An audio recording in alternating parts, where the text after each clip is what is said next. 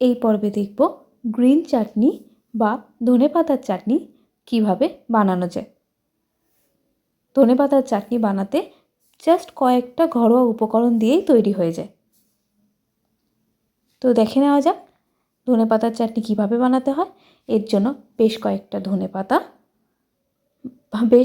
আটি ধনেপাতা আর 8 টুকরো লেবু, কয়েক টুকরো রসুন এবং কয়েকটা কাঁচা লঙ্কা ভালো করে ধুয়ে নিতে হবে। কাঁচা লঙ্কাগুলোকে বোটা ছাড়িয়ে নিতে হবে।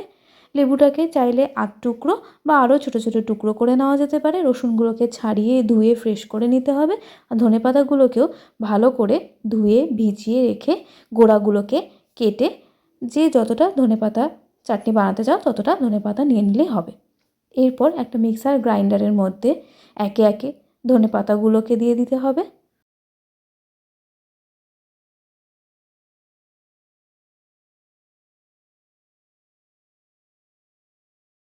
এরপর এতে রসুনগুলো দিয়ে দিতে হবে।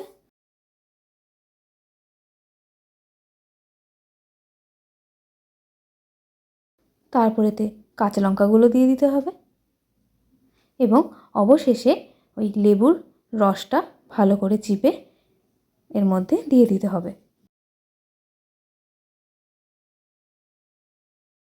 পুরো লেবুর রসটা ভালো করে নিংড়ে দিয়ে দিতে হবে।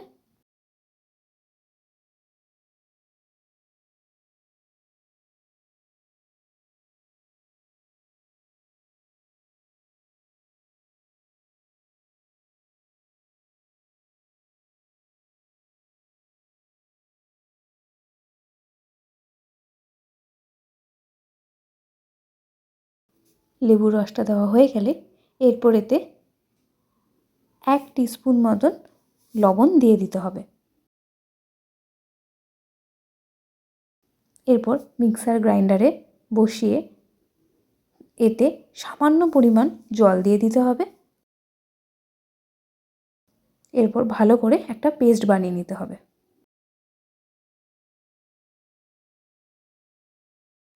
ঠিক এরকমই ফাইন পেস্ট বানিয়ে নিতে হবে যাতে কোনো কিছুই দানা দানা থেকে না যায়।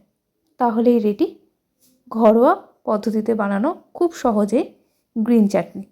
এটা যে কোনো কিছুর সাথে খাওয়া যায়। খেতেও যেরকম স্বাদের এবং স্বাস্থ্যকর।